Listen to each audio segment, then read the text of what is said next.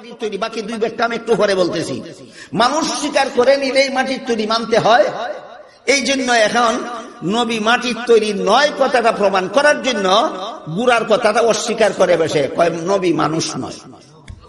যারা মানুষ তারা মাটির তৈরি, আদমের শরীরের অংশ আছে, যারা মানুষ তারার শরীরে, নবী যেহেতু মানুষ না এই জন্য নবীর শরীরে আদমের শরীরের মাটির অংশ নাই।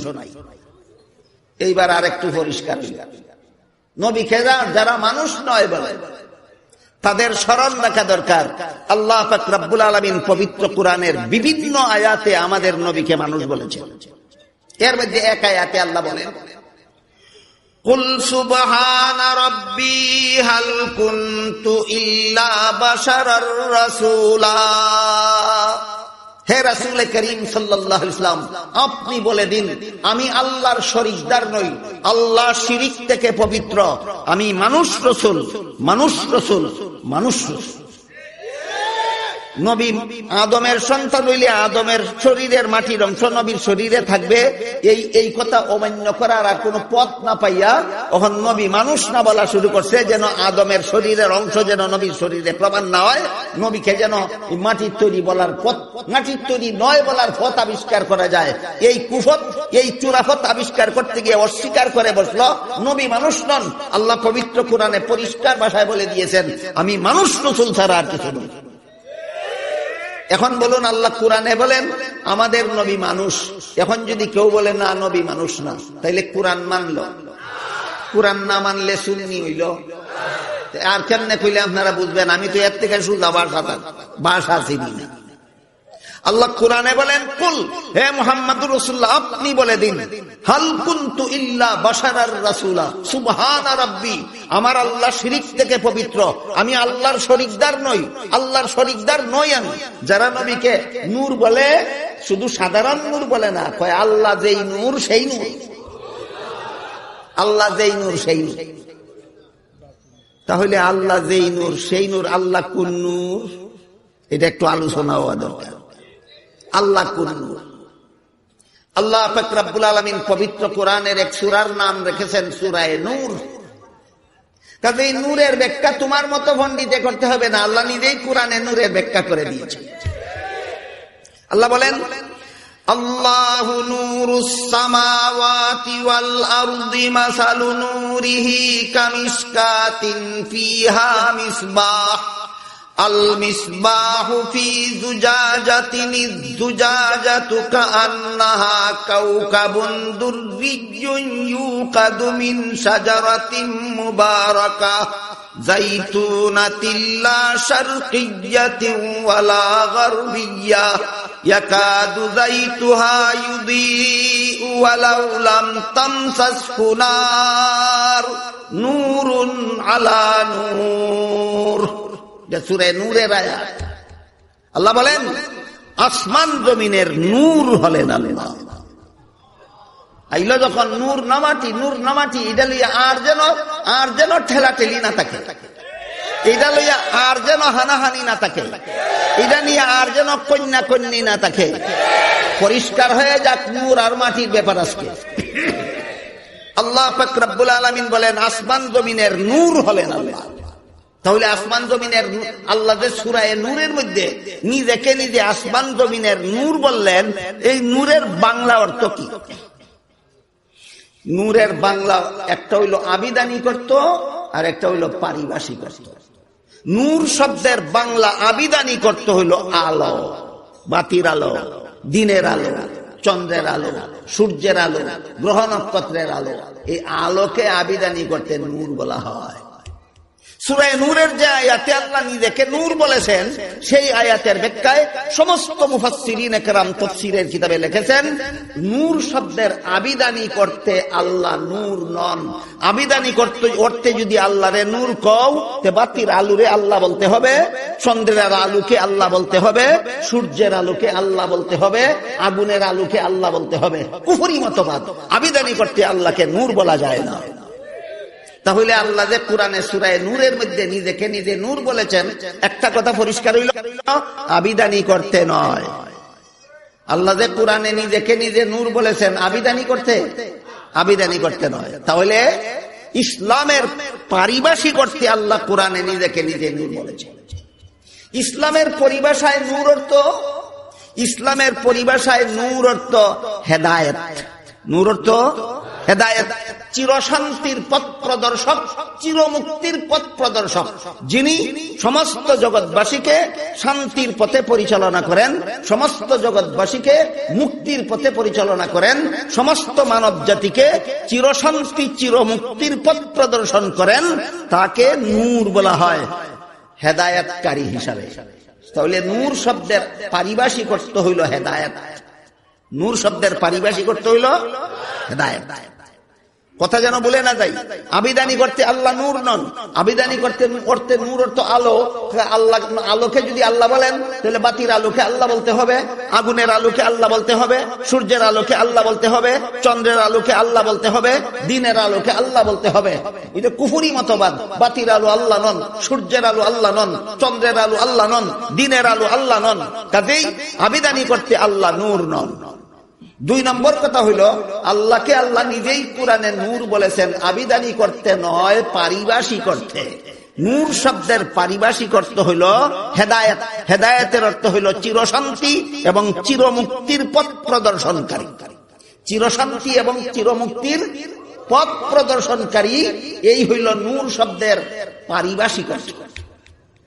মুফাসসিরিনে কেরাম তাফসীরের কিতাবে লেখেন, আল্লাহকে যখন কোরআনে নূর বলা হয় তখন এর অর্থ হয় হেদায়েতের মালিক। হেদায়েতের মালিক। কোরআনকে যখন কোরআনে নূর বলা হয় তখন এর অর্থ হেদায়েতের মাধ্যম। নবীকে যখন কোরআনে নূর বলা হয় তখন তার অর্থ হয় হেদায়েতের মাধ্যম। ভুলে গেলে চলবে না। আল্লাহকে যখন কোরআনে নূর বলা হয় তখন হেদায়েতের মাধ্যম অর্থ হয় না হেদায়েতের মালিক অর্থ হয়। আর নবীকে যখন কোরআনে নূর বলা হয় তখন হেদায়েতের মালিক অর্থে না হেদায়েতের মাধ্যম অর্থে। তাহলে আল্লাহ যেই নূর, নবী সেই নূর। এখনো ক্লিয়ার হইছে না? আল্লাহ কোন নূর? যিনি হেদায়েতের মালিক। নবী কোন নূর? যিনি হেদায়েতের মাধ্যম। নবী যদি হেদায়েতের মালিক হইতেন, নবীর আপন চাচা আবু লাহাবকে জাহান্নামে যেতে দিতেন না। নবী যদি হেদায়েতের মালিক হইতেন, নবীর আপন চাচা আবু তালিবকে জাহান্নামে যেতে দিতেন না। কাজেই নবী হেদায়েতের মালিক নন। আমি অন্যদিন বলেছি আপনাদেরকে, আবু তালিব যখন মরণকালে নবীর সর্বশেষ চেষ্টা করলেন হেদায়েতের, আবু তালিব যখন নবীর হেদায়েত গ্রহণ করলো না, নবী দুঃখিত হলেন, অত্যন্ত চিন্তিত হয়ে গেলেন। আল্লাহ আয়াত নাজিল করে বলেন, ইন্নাকা লা তাহদি মান আহবাবতা ওয়ালাকিন্নাল্লাহ ইয়াহদি মান ইয়াশা।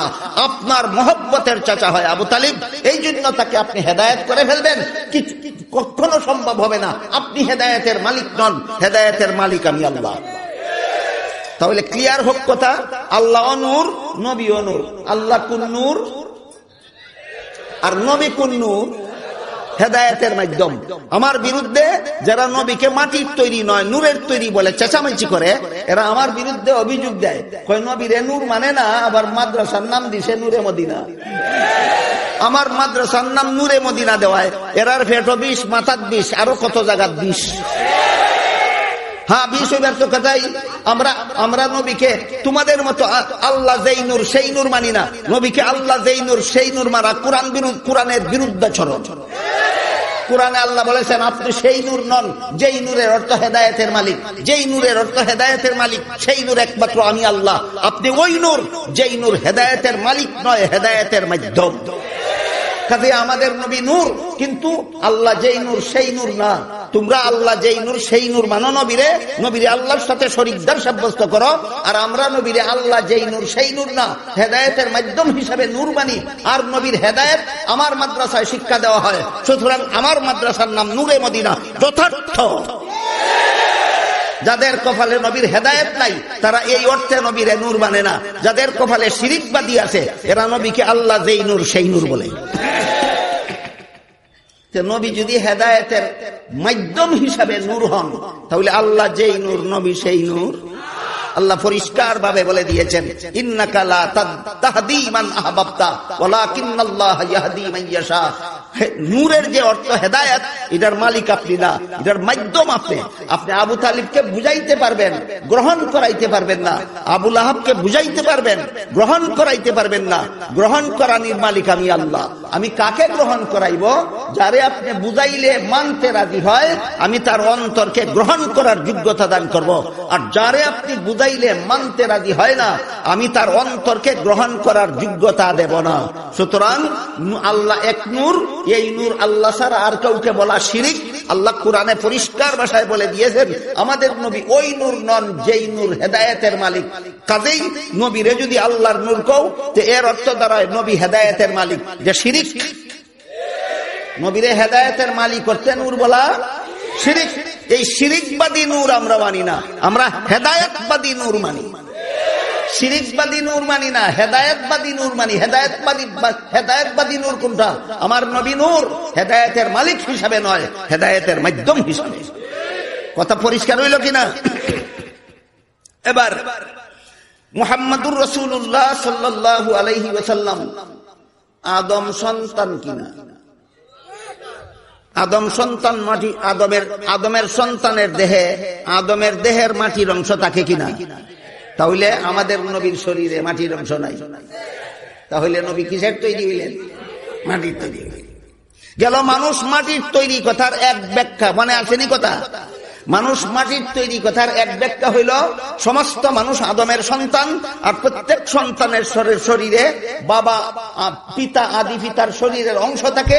এই হিসাবে প্রতিটি মানুষের শরীরে আদমের শরীরের মাটির অংশ আছে। এই ব্যাখ্যা মতো সমস্ত মানুষ মাটির তৈরি। সুতরাং মুহাম্মাদুর রাসূলুল্লাহ সাল্লাল্লাহু আলাইহি ওয়াসাল্লাম যদি আদম সন্তান হন, তাহলে মাটির তৈরি। আর যদি কেউ আদম সন্তান না, আদম সন্তান না কইবার লাগে কি বলতে চায়? কয় নবী মানুষ না। আল্লাহ কোরআনে বলেন নবী মানুষ, আবার কুফরি।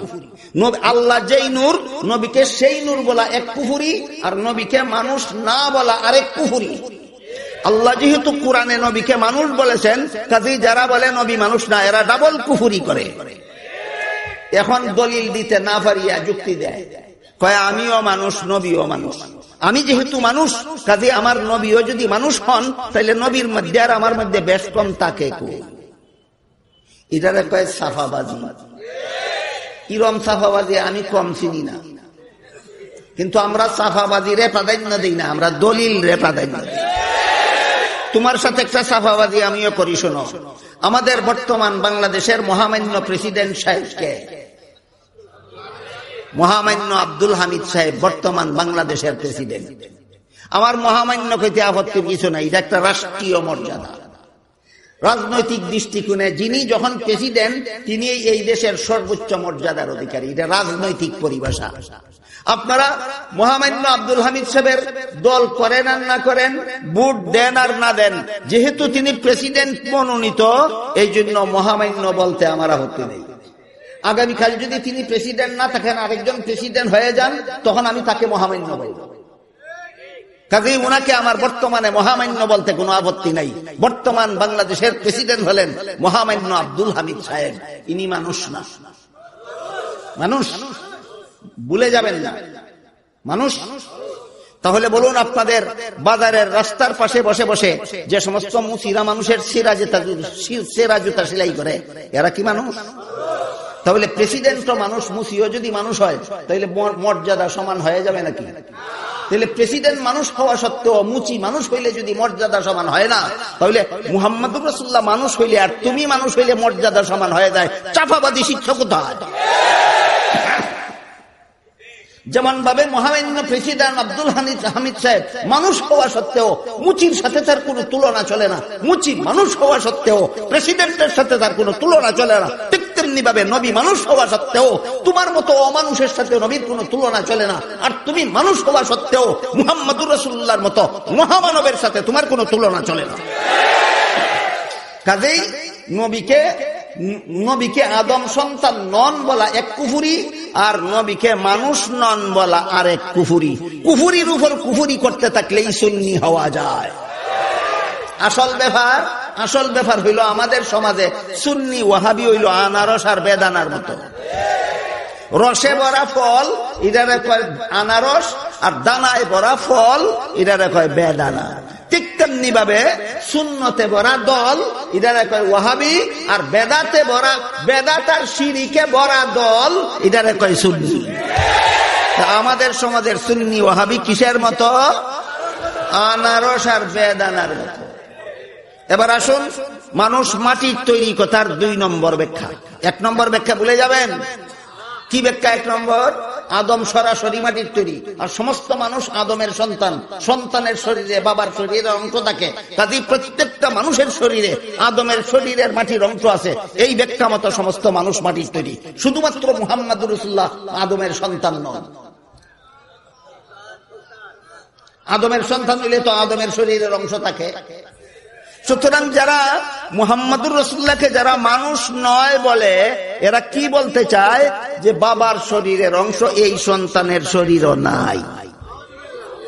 কত বড় মর্যাদা হইল নবীর, কত বড় মর্যাদা দিল নবীরে। কি বানাইছে?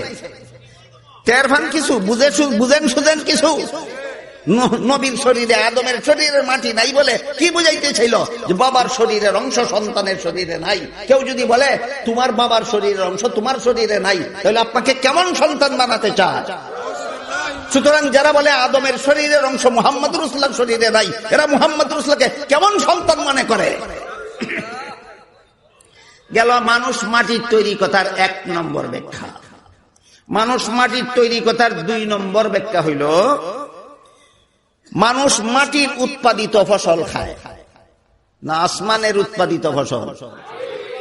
বাতাসের উৎপাদিত না মাটির উৎপাদিত? মানুষ মাটির উৎপাদিত ফসল খায়। এই ফসল খাইয়া শরীরে রক্ত হয়, এই রক্ত থেকে ম্যাটার তৈরি হয়, বীর্য তৈরি হয়, এই বীর্য থেকে সন্তান তৈরি হয়। সুতরাং প্রত্যেকটা মায়ের গর্ভে যেই সন্তান তৈরি হয়, বাবার বীর্য দ্বারা বীর্য তৈরি হয়, রক্ত দ্বারা রক্ত তৈরি হয়, খাদ্য দ্বারা খাদ্য তৈরি হয়, মাটির দ্বারা। এই ব্যাখ্যা মতো মানুষ মাটির তৈরি, এই ব্যাখ্যা মতো মানুষ মাটির তৈরি। মুহাম্মদুর রাসূলুল্লাহ সাল্লাল্লাহু আলাইহি ওয়াসাল্লামের বাবা বাতাসের তৈরি খাদ্য খাইতেন না আসমানের তৈরি খাদ্য, না সূর্যের থেকে উৎপাদিত খাদ্য, না চন্দ্র থেকে উৎপাদিত খাদ্য, না মাটির থেকে উৎপাদিত খাদ্য? মাটির থেকে উৎপাদিত খাদ্য খাইয়া রক্ত হয়, বীর্য হয়, বীর্য দ্বারা সন্তান হয়। এই ব্যাখ্যা মতেও সমস্ত মানুষ মাটির তৈরি। এই ব্যাখ্যা মতেও মুহাম্মদুর রাসূলুল্লাহ মাটির তৈরি। মানুষ মাটির তৈরি কথার কত নম্বর ব্যাখ্যা গেল? 2 নম্বর ব্যাখ্যা। মানুষ মাটির তৈরি কথার 3 নম্বর ব্যাখ্যা হইল, হাদিস শরীফে রাসূল করিম সাল্লাল্লাহু আলাইহি ওয়াসাল্লাম বলেন, বাবার শরীরের 1 বিন্দু পানি মায়ের শরীরের 1 বিন্দু পানির সাথে মিশ্রিত হয় যখন মায়ের গর্ভে যায়। যায়নি 2 ফোঁটা পানি, 1 ফোঁটা না 2 ফোঁটা? 1 ফোঁটা না 2 ফোঁটা? বাবার শরীরের 1 ফোঁটা পানি মায়ের শরীরের আর 1 ফোঁটা পানির সাথে মিশ্রিত হয় যখন মায়ের গর্ভতলিতে যায়, তখনই আল্লাহ একজন ফেরেশতা পাঠাইয়া দেন, এই 2 বিন্দু পানির সাথে আরেক বিন্দু মাটি মিশাও। 2 বিন্দু পানির সাথে আরেক বিন্দু মাটি মিশাইয়া এটাকে মন্থন করো। আল্লাহর হুকুমে ফেরেশতা আসেন, বাবার শরীরের 1 বিন্দু পানির সাথে মায়ের শরীরের আরেক বিন্দু পানি একত্র হইয়া যখন মায়ের গর্ভতলিতে যায়, সাথে সাথে আল্লাহ একজন ফেরেশতা পাঠিয়ে দেন। ফেরেশতা এই 2 বিন্দু পানির সাথে আরেক বিন্দু মাটি মিশান। কোন জায়গার মাটি? হাদিস শরীফে রাসূল করিম সাল্লাল্লাহু আলাইহি ওয়াসাল্লাম বলেছেন, এই মানুষটার দুনিয়ার জীবন শেষে মরলে পরে যেই গুরুস্থানে দাফন করা হবে সেই গুরুস্থানের মাটি, যেই শ্মশান ঘাটে জ্বালিয়ে দেওয়া হবে সেই শ্মশান ঘাটের মাটি, যেই বাগে খাইয়া যেই জঙ্গলে পায়খানা করবে ওই জঙ্গলের মাটি, যেই মাছে খাইয়া যেই সাগর তলায় পায়খানা করবে ওই সাগর তলার মাটি। 2 বিন্দু পানির সাথে 1 বিন্দু মাটি মিশাই ফেরেশতা। কোনখানের মাটি? বুঝেন নাই? আবার বলবো, এই মানুষটার দুনিয়ার জীবন শেষ হইলে পরে যেই গুরুস্থানও দাফন হইব আল্লাহর জানা নাই, ওই আল্লাহ ফেরেশতাকে বলে দেন, এই মানুষটার দুনিয়ার জীবন শেষ হইলে অমুক অমুক গুরুস্থানের অমুক কোনায় তারে দাফন করা হবে, সেখান থেকে 1 বিন্দু মাটি 2 বিন্দু পানির সাথে মিশাও। যেই মানুষকে গুরুস্থানে দাফন করা হয় না, লাশে আগুন দিয়ে পুড়াইয়া ছাই করে দেওয়া হয়, কোন শ্মশান ঘাটে ছাই করা হবে আল্লাহর জানা নাই। ওই আল্লাহ ফেরেশতাকে বলে দেন, ওই যেই শ্মশান ঘাটে তার লাশ পুড়িয়া ছাই করে দেওয়া হবে ওই শ্মশান ঘাটের 1 বিন্দু মাটি মিশাও। কাকে বলেন? যেই ফিরিস্তা পাঠাইলেন দেহ গঠনের জন্য, সেই ফিরিস্তাকে বলেন। যেই মানুষটা মরলে পরে গুরুস্থানে দাফনও করা হবে না, লাশটা কিও হবে না, এই শ্মশান ঘাটে পুরো ইয়েও দেওয়া হবে না, লাশটা বাঘে খাইয়া ফেলবে। বাঘে খাইলে পরে যেই জঙ্গলে গিয়ে পায়খানা করবে, যেই জায়গায় ওই জায়গার মাটি মিশাও। অথবা লাশটা যদি সাগরে ভাসাইয়া দেওয়া হয়, আর বাঘেও লাগাল ফাইল না খাইতে, মাছে যদি খাইয়া ফেলায়, মাছে খাইয়া যেই সাগর তলায় গিয়ে পায়খানা করবে, ওই সাগর তলার এক বিন্দু মাটি মিশাও। বুঝলেন কিনা পরিষ্কার ভাবে কোন জায়গার মাটি মিশায়? দুনিয়ার জীবন শেষে তার দেহের শেষকৃত্য যেখানেই সম্পন্ন হয়, সেখান থেকেই আরেক বিন্দু মাটি মিশাইয়া ফিরিস্তারা, এখন কটা বিন্দু? 3টা। এক বিন্দু বাবার শরীরের পানি, আরেক বিন্দু মায়ের শরীরের পানি, আরেক বিন্দু পৃথিবীর মাটি, 3টা একত্র করে ফিরিস্তারা মন্থন করতে থাকে। একাধারে 40 দিনের মন্থনের ফলে পানির বিন্দু রক্তের বিন্দুতে পরিণত হয়। আরো 40 দিনের মেহনতের ফলে রক্তের বিন্দু গোশতের টুকরায় পরিণত হয়। আরো 40 দিন ফিরিস্তায় মেহনত করার ফলে গোশতের মধ্যে হাড্ডি গজায়। আরো 40 দিনের মেহনতের ফলে তার মধ্যে রূহের সঞ্চার হয়। আরো 40 দিনের মেহনতের ফলে তার মধ্যে নাক, মুখ, কান, চোখ গজায়। আরো 40 দিনের মেহনতের ফলে পৃথিবীর আলু বাতাস সহ্য করার যোগ্য হয়। আরো 40 দিনের মেহনতের ফলে মায়ের গর্ভ থেকে পৃথিবীতে ভূমিষ্ঠ হয়ে আসে। কত 40 গেল? 47। 41-এ গেল, 41-এ গেল পানি, আর 41-এ গেল রক্ত, আর 41-এ গেল গোশত, আর 41-এ গেল আড্ডি, আর 41-এ গেল রুহের সঞ্চার, আর 41-এ গেল আলু বাতাস সহ্য করার যোগ্য, আর 41 পরে ভূমিষ্ঠ হয়ে আসলো। কত চিল্লা দিল মায়ের গর্ভে?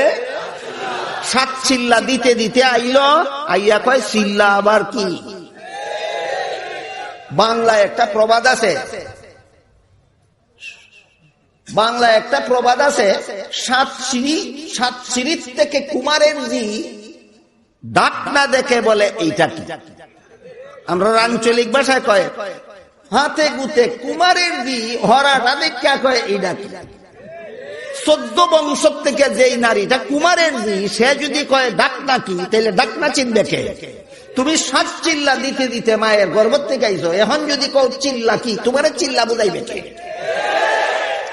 এখন কয় মায়ের গর্ভে 7 চিল্লা দিলে দিছি, এখন দুনিয়াইতেছি, এখন 7 চিল্লা দেব কেন? এখন 7 চিল্লা দেব। আল্লাহ পাক রব্বুল আলামিন হযরত মুসা আলাইহিস সালাম সম্পর্কে বলেন, ওয়া ইয ওয়া'adna মুসা 40 লাইলাতান সুম্মা তাখাযতুমুল ইজলা মিন বাদিহি ওয়া আনতুম যালিমুন।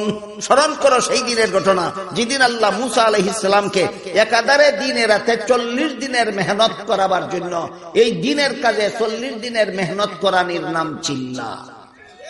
দিনের কাজে একাধারে 40 দিনের মেহনতের নাম চিল্লা। মুসা নবীকে আল্লাহ চিল্লা দেওয়াবার জন্য 40 দিনের সাধনা করাবার জন্য তুর পাহাড়ে নিয়ে গেছিলেন, মায়ের পেটের ভিতরে না দুনিয়ায়। এখন যখন দুনিয়াতেও চিল্লার ব্যবস্থা কোরআনে পাওয়া যায়, এখন কয় মুসা নবী চিল্লা দিলে দিছেন, আমি নবী না, আমি কেন চিল্লা দেব? হাদিস শরীফে রাসূল করিম সাল্লাল্লাহু আলাইহি ওয়াসাল্লাম বলেন, আমার উম্মতের যে ব্যক্তি একাধারে 40 দিন পর্যন্ত ইমামের সাথে তাকবীরে উলা পাইয়া 5 বেলার নামাজ জামাতের সাথে পড়বে, এই ব্যক্তিকে আল্লাহ পাক রব্বুল আলামিন 5টা পুরস্কার দিবেন। সর্বপ্রথম পুরস্কার, মুনাফিকের দপ্তর থেকে নাম কাটাইয়া খাঁটি মুমিনের দপ্তরে নাম লেখাইয়া দিবেন। এই চিল্লা নবীর জন্য না উম্মতের জন্য? বলেন তো আপনারা, একাধারে 40 দিন পর্যন্ত ইমামের সাথে তাকবীরে উলা পাইয়া 5 বেলার নামাজ জামাতের সাথে পড়তে পারবে মসজিদের বাইরে বাড়ি ঘরে থাকলে না 40 দিন মসজিদও থাকলে? এখন কয় মসজিদে হাসপাতাল ভাইছে, মসজিদে হাসপাতাল ভাইছে। আমি কই মসজিদে হাসপাতাল ভাইছি না ফার্মেসি ভাইছি? পরে কই তুমি রমজান মাসের শেষ 10 দিনে মসজিদও থাকা সুন্নত জানো নি?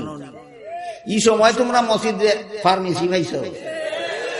রমজানের শেষ 2 দিন মসজিদ তাকো খাও ঘুমাও, যে যা ভাইছো আমরাও 40 দিনের জন্য কাকরাইল গিয়া মসজিদ তাকি ঘুমাই, তা ভাইছি।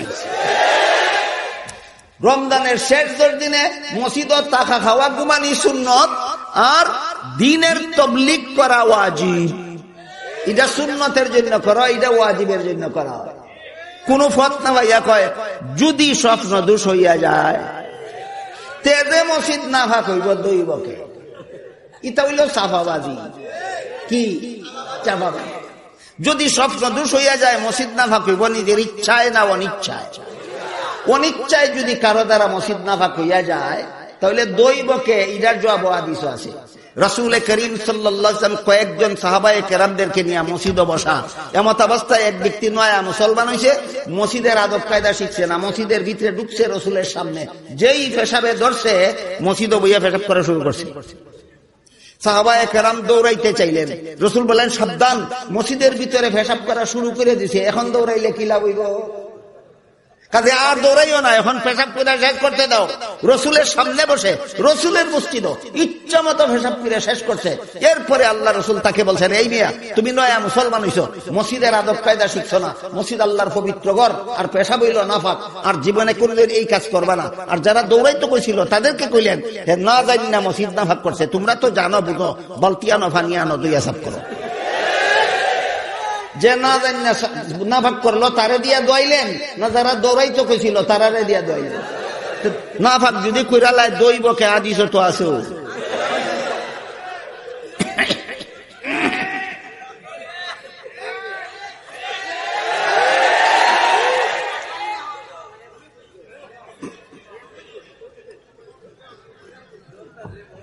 মুহতারাম হাজিরিন, মানুষ মাটির তৈরি কথার কত ব্যাখ্যা ভুলে যাবেন? মানুষ মাটির তৈরি কথার এক নম্বর ব্যাখ্যা, আদম সরাসরি মাটির তৈরি, আর সমস্ত মানুষ আদম সন্তান হিসাবে আদমের দেহের মাটি প্রতিটি মানুষের শরীরে থাকে। কেউ যদি মুহাম্মদ রাসূলুল্লাহকে মানুষ না বলে তাহলে বলতে চায় যে আদমের সন্তান কিন্তু আদমের শরীরের অংশ নয়। এটা কত বড় সম্মানজনক।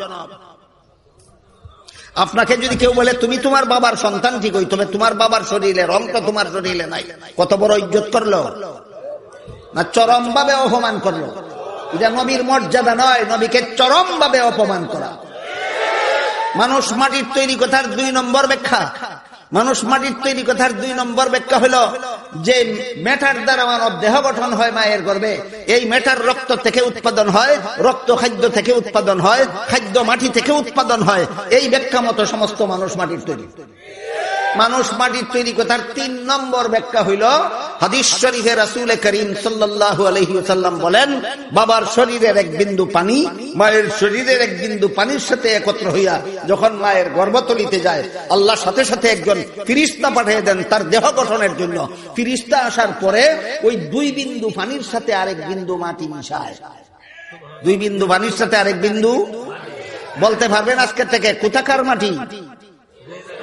যার কবর যেখানে হবে সেখানের মাটি, যার দাফন যেখানে, যার লাশ যে শ্মশান ঘাটে পুরানো হবে সে শ্মশান ঘাটের মাটি, যার লাশ বাঘে খাইয়া যে জঙ্গলে পায়খানা করবে সেই জঙ্গলের মাটি, যার লাশ মাছে খাইয়া যেই সাগরে পায়খানা করবে সেই সাগরের মাটি। প্রত্যেকটা মানুষের মরণের পরে তার শেষকৃত্য যেই মাটিতে সম্পন্ন হবে সেই কারি থেকে এক বিন্দু মাটি মিশাইয়া ফিরিস্তারা মন্থন করে। কতদিন পর্যন্ত? 40 দিন। 40 দিনের ফলে পানি রক্ত হয়, আরো 40 দিনের মেহনতের ফলে রক্ত গুস্ত হয়, আরো 40 দিনের মেহনতের ফলে গুস্তে আন্তিক যায়, আরো 40 দিনের মেহনতের ফলে দেহের মধ্যে প্রাণ সঞ্চার হয়, আরো 40 দিনের মেহনতের ফলে নাক মুখ কান চোখ যায়, আরো 40 দিনের মেহনতের ফলে পৃথিবীর আলু বাতাস সহ্য করার যোগ্য হয়, আরো 40 দিনের মেহনতের ফলে মায়ের গর্ভ থেকে পৃথিবীতে ভূমিষ্ঠ হয়ে আসে। এটা কত নম্বর ব্যাখ্যা? 3 নম্বর ব্যাখ্যা। হাদিস শরীফে রাসূল করিম সাল্লাল্লাহু আলাইহি ওয়াসাল্লাম এই কথাটা বর্ণনা করার প্রসঙ্গে বলেন, আবু বকরের মায়ের গর্ভে তার শরীরে যে জায়গার মাটি মিশানো হয়েছিল, উমরের মায়ের গর্ভেও তার একই জায়গার মাটি মিশানো হয়েছিল, আমার মায়ের গর্ভেও আমার শরীরে একই জায়গার মাটি মিশানো হয়েছিল।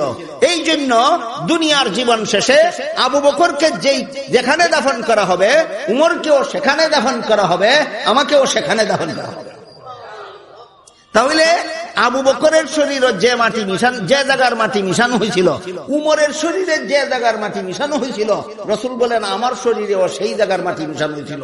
এই জন্য আমার ইন্তেকালের পরে যেই গুরুস্থানে আমাকে দাফন করা হবে, আবু বকরের ইন্তেকালের পরে সেই গুরুস্থানে আবু বকরকেও দাফন করা হবে, উমরের ইন্তেকালের পরে উমরকেও সেই গুরুস্থানে দাফন করা হবে।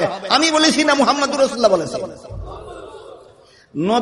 নবী মাটির তৈরি কইলেই যদি ওয়াহাবি কাফের হয়, নবী বলেন আমি মাটির তৈরি, এখন কি কইবা? এই ফতোয়াবাজ, এখন কি কইবা? নবীর দেহ মাটির তৈরি কইলেই যদি ওয়াহাবি কাফের হয়, নবী নিজে বলেন আমার দেহ মাটির তৈরি। কারণ আল্লাহর দৃষ্টিতে নূরের তৈরি শ্রেষ্ঠ নয়, আল্লাহর দৃষ্টিতে মাটির তৈরি শ্রেষ্ঠ।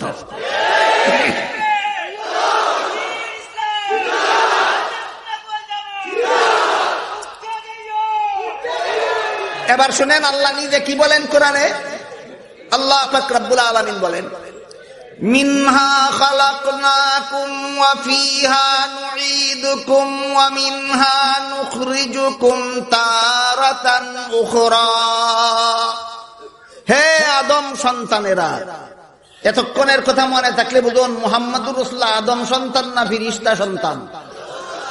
আল্লাহ বলেন, হে আদম সন্তানেরা, এই মাটির দ্বারা তোমাদেরকে সৃষ্টি করেছি, এই মাটিতে তোমাদেরকে ইন্তেকালের পরে ফিরিয়ে নিব, এই মাটির থেকে তোমাদেরকে জিন্দা করে হাসরের মাঠে দাঁড় করাবো। সমস্ত আদম সন্তানকে আল্লাহ কোরআনে সম্বোধন করে বলেন যে এই মাটির থেকে তোমাদের সৃষ্টি করেছি, মরণের পরে মাটিতে ফিরিয়ে নেব, কিয়ামতের দিন মাটির থেকে জীবিত করে তোমাদেরকে হাসরের মাঠে উঠাবো। কাজেই নবী মাটির তৈরি, নবী মানুষ।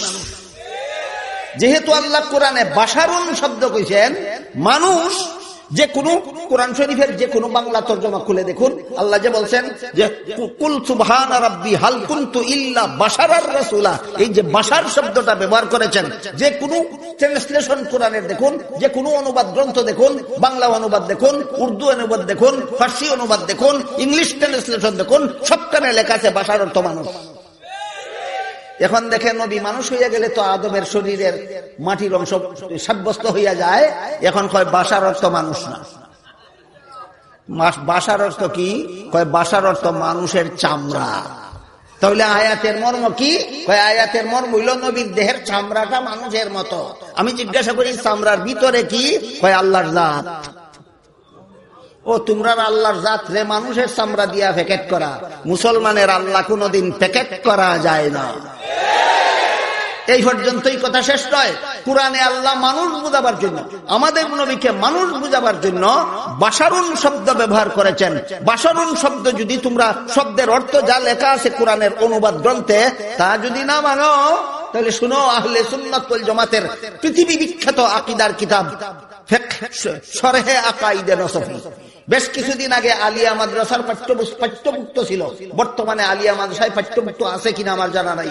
কওমি মাদ্রাসায় প্রাচীনকালেও এই শরহে আকাইদে নসফি কওমি মাদ্রাসার পাঠ্যপুস্তক ছিল, এখনো পর্যন্ত কওমি মাদ্রাসার পাঠ্যপুস্তক আছে এই কিতাবটা। এই কিতাবের আলোচ্য বিষয় হলো আহলে সুন্নাত ওয়াল জামাতের আকীদা। আহলে কোন কথা বিশ্বাস করলে মানুষ আহলে সুন্নাত ওয়াল জামাত হতে পারে, কোন কোন কথা বিশ্বাস করলে মুসলমান আহলে সুন্নাত ওয়াল জামাত হতে পারে, এর বিবরণ দিয়া যে কিতাব পাঠ্যপুস্তক আছে কওমি মাদ্রাসায়, আলিয়া মাদ্রাসায়, এই কিতাবের নাম শরহে আকাইদে নসফি। এই কিতাবে লেখা আছে নবী কারে কয়? আন নবিয়্যু ইনসানুন বাআসাহুল্লাহু ইলা ইবাদিহি লিতাবলীগিল আহকাম। নবী ওই ইনসানকে বলে। কোরআনের ভাষায় নবী মানুষ, নবী বাশার বলা হয়েছিল। আহলে সুন্নাত ওয়াল জামাতের আকীদার কিতাবে বাশার কইছে না, ইনসান কইছে। এখন কি কইবা তরজমা? এখন এর তরজমা কি? ইনসান অর্থ মানুষ না। আমি তো মনে করি আমাদের দেশের সাধারণ মানুষও জানে ইনসান অর্থ মানুষ। আহলে সুন্নাত ওয়াল জামাতের আকীদার কিতাবে লেখা আছে, কোরআনে আল্লাহ বলেছেন নবী বাশারুন। বাশারুন অর্থ যদি মানুষ মানো না, আহলে সুন্নাত ওয়াল জামাতের আকীদার কিতাবে লেখা আছে ইনসানুন, নবী মানুষ। নবী ওই মানুষ যে কোনো মানুষ না, নবী ওই মানুষ যে মানুষ আল্লাহর পক্ষ থেকে মনোনীত হয়ে দুনিয়াতে আসেন মানুষের হেদায়েতের জন্য। ওই মানুষকে নবী বলা হয়। আহলে সুন্নাত ওয়াল জামাতের কিতাবে লেখা আছে নবী মানুষ। কোরআনে উল্লেখ করা আছে নবী মানুষ, হাদিসে উল্লেখ করা আছে নবী মানুষ। যারা হাদিসের কথা মতো নবীকে মানুষ মানে না, যারা কোরআনের কথা মতো নবীকে মানুষ মানে না, যারা আহলে সুন্নাত ওয়াল জামাতের আকীদার কিতাবের বিবরণ মতো নবীকে মানুষ মানে না, তারা, আমি বলতে চাই তোমরা নিজেরা মানুষ না। নবী মানুষ না, না তারা ওই মানুষ না? তোমরা মানুষও না, মানুষ সিংহ না, কারে করে? মুহাম্মাদুর রাসূলুল্লাহ সাল্লাল্লাহু আলাইহি ওয়াসাল্লামকে আল্লাহ পাক রব্বুল আলামিন বাশারুন বলেছেন। বাশারুন অর্থ মানুষ, আর মানুষ মানেই মাটির তৈরি, মানুষ মানেই মাটির তৈরি। এরপরে এত সব কথার দিকে ভ্রুক্ষেপ না করিয়া কুরআনের আরেক আয়াত দিয়া দলিল দিতে চায়। কয় আল্লাহ কোরআনে বলছেন, কাদ জাআকুম মিনাল্লাহি নূরুন ওয়া কিতাবুম মুবিন। আল্লাহর পক্ষ থেকে নূর এসেছেন এবং প্রকাশ্য বিবরণ দানকারী কিতাব এসেছে। এটা মিনাল্লাহ যে বলা হয়েছে, আলেমগণ বুঝবেন মিনাল্লাহর মধ্যে যে মিন শব্দ আছে, এরা কয় মিনে তাবঈজিয়া, আর আসলে হইল মিনে ইবতেদাইয়া। এটা আপনারা বুঝবেন না। এই মিন শব্দের অনেক বিভিন্ন অর্থ হয়। মিন শব্দের একটা অর্থ হয় যেখান থেকে শুরু, যেখান থেকে আসলো, ওইখান থেকে আসলো বোঝাইবার জন্য আরবিতে মিন শব্দ ব্যবহার করা হয়। আবার কোন জিনিসের অংশ বোঝাবার জন্য মিন শব্দ ব্যবহার হয়। সমস্ত তাফসীরের কিতাবে লেখা আছে এখানে মিন শব্দ বোঝানো হচ্ছে আল্লাহর অংশ বোঝাবার জন্য নয়, এখানে মিন শব্দ বোঝানো হয়েছে আল্লাহর পক্ষ থেকে নবী এসেছেন বোঝাবার জন্য। সুতরাং এই আয়াতের দ্বারা নবী আল্লাহর নূর প্রমাণ হয় না। আগেই বলেছি, কোরআনে যখন আল্লাহকে নূর বলা হয় তখন এর অর্থ হয় হেদায়েতের মালিক। কোরআনে যখন নবীকে নূর বলা হয় তখন তার অর্থ হয় হেদায়েতের মাধ্যম। সুতরাং আল্লাহ যেই নূর, নবী সেই নূর নন, নবী যেই নূর, আল্লাহ সেই নূর নন। কথা ক্লিয়ার হইল কিনা? নবী যেই নূর, আল্লাহ সেই নূর নন, আল্লাহ যেই নূর, নবী সেই নূর নন। আল্লাহ নূর হইলেন হেদায়েতের মালিক অর্থে, আর নবী নূর হইলেন হেদায়েতের মাধ্যম অর্থে। এক হাদিসে উল্লেখ আছে, রাসূল করিম সাল্লাল্লাহু আলাইহি ওয়াসাল্লাম বলেন, আউয়ালু মা খালাকাল্লাহু নূরি। এই হাদিসটা, প্রথম কথা হইল এই হাদিসটা সহিহ হাদিস নয়। প্রথম কথা হইল হাদিসটা সহিহ হাদিস নয়। সহিহ হাদিস ছাড়া আহলে সুন্নাত ওয়াল জামাতের কোনো আকীদা প্রমাণিত হয় না। আহলে সুন্নাত ওয়াল জামাতের আকীদা প্রমাণ করার জন্য সহিহ হাদিসের দরকার হয়। কথা বুঝলেন কিনা? আহলে সুন্নাত ওয়াল জামাতের আকীদা প্রমাণ হয় কেমন হাদিসের দ্বারা? সহিহ হাদিসের দ্বারা। যে হাদিসে আছে রাসূল বলেন, আউয়ালু মা খালাকাল্লাহু নূরি, আল্লাহ সর্বপ্রথম আমার নূর সৃষ্টি করেছেন, এই হাদিসটা সহিহ নয়। এরপরে এক হাদিসে রাসূল বলেছেন আউয়ালু মা খালাকাল্লাহু নূরি, আর এক হাদিসে বলেছেন আউয়ালু মা খালাকাল্লাহু রূহি। রূহি সারা দুনিয়ার হানাফি মাযহাবের ভাষ্যকার আল্লামা মুল্লা আলী আল কারি রাহমাতুল্লাহি আলাইহি মিশকাত শরীফের ব্যাখ্যা গ্রন্থ মিরকাতে লেখেন, এক হাদিসে রাসূল বলেছেন সর্বপ্রথম আল্লাহ আমার নূর সৃষ্টি করেছেন, আর এক হাদিসে রাসূল বলেছেন সর্বপ্রথম আল্লাহ আমার রূহ সৃষ্টি করেছেন। দুই হাদিসের সামঞ্জস্য কি? দুই হাদিসের সামঞ্জস্য বর্ণনা করতে গিয়া আল্লামা মুল্লা আলী আল কারি মিরকাত নামক কিতাবে লেখেন, মিশকাত শরীফের ব্যাখ্যা গ্রন্থে লেখেন, রাসূলের রূহ মুবারকের আরেক নাম নূরে মুহাম্মদী। রাসূলের রূহ মুবারকের আরেক নাম নূরে মুহাম্মদী। আল্লাহর নূরের অংশ নয়, আল্লাহর কোনো অংশীদারিত্ব নয়। কাজেই হাদিসটা সহিহ না হওয়া সত্ত্বেও আমরা যদি হাদিসটাকে বরণ করে নেই, হাদিসটাকে গ্রহণ করে নেই, তাহলে হাদিস শুধু একটা নয়, আল্লাহর রাসূল শুধু সর্বপ্রথম আল্লাহ আমার নূর সৃষ্টি করেছেন এটাই বলেননি। আরেক হাদিসে রাসূল বলেছেন আল্লাহ সর্বপ্রথম আমার রূহ সৃষ্টি করেছেন। এক হাদিসে নূর বলেছেন, আর এক হাদিসে রূহ বলেছেন। এর মানে কি? এর মানে হইল নূরে মুহাম্মদী কাকে বলে আল্লাহর রাসূল নিজেই বলে দিয়েছেন, রূহে মুহাম্মদীকে নূরে মুহাম্মদী বলে। নূরে মুহাম্মদী আল্লাহর নূরের অংশ নয়, আল্লাহ যে নূর সেই নূর নন। মুহাম্মদুর রাসূলুল্লাহর রূহ মুবারক, মুহাম্মদুর রাসূলুল্লাহর পবিত্র আত্মাকে নূরে মুহাম্মদী বলা হয়। পরিষ্কার হইল নি কথা? রাসূলের পবিত্র আত্মাকে কি বলা হয়? নূরে মুহাম্মদী বলা হয়। কেন রাসূলের পবিত্র আত্মাকে নূরে মুহাম্মদী কেন বলা হয়? কারণ জগৎবাসীর হেদায়েতের জন্য যে পরিমাণ জগৎবাসীর হেদায়েতের জন্য মুহাম্মদুর রাসূলুল্লাহর পবিত্র আত্মা মাধ্যম হয়েছে, এই পরিমাণ জগৎবাসীর হেদায়েত সমস্ত নবী রাসূলগণের দ্বারা অসম্ভব হয়। বিষয়টা আরেকটু পরিষ্কার করে বলি, কিয়ামতের দিনের হিসাব নিকাশের পরে সমস্ত জান্নাতীরা জান্নাতে চলে যাওয়ার পর, সমস্ত জান্নাতীরা জান্নাতে চলে যাওয়ার পরে দেখা যাবে সমস্ত জান্নাতীদের 3 ভাগের 1 ভাগ জান্নাতি অন্যান্য সকল নবীর উম্মত, আর 3 ভাগের 2 ভাগ জান্নাতি হবে একা মুহাম্মদুর রাসূলুল্লাহর উম্মত। বুঝে থাকলে বলুন তো, সমস্ত জান্নাতীদের 3 ভাগের 1 ভাগ, 3 ভাগের 1 ভাগ জান্নাতি কত নবীর উম্মত? সমস্ত নবীর উম্মত। আর সমস্ত জান্নাতীদের 3 ভাগের 2 ভাগ জান্নাতি একা মুহাম্মদুর রাসূলুল্লাহর উম্মত। তাহলে বেশিরভাগ মানুষের হেদায়েতের মাধ্যম কে? বেশিরভাগ মানুষের হেদায়েতের মাধ্যম একা মুহাম্মদুর রাসূলুল্লাহ সাল্লাল্লাহু আলাইহি ওয়াসাল্লাম। এই জন্য মুহাম্মদুর রাসূলুল্লাহর পবিত্র আত্মাকে নূরে মুহাম্মদী বলা হয়। নূরে মুহাম্মদী, নূরে মুহাম্মদী যারা গফে গুরার ডিম বুঝে না নূর কাকে বলে আর নূরে মুহাম্মদী কাকে বলে।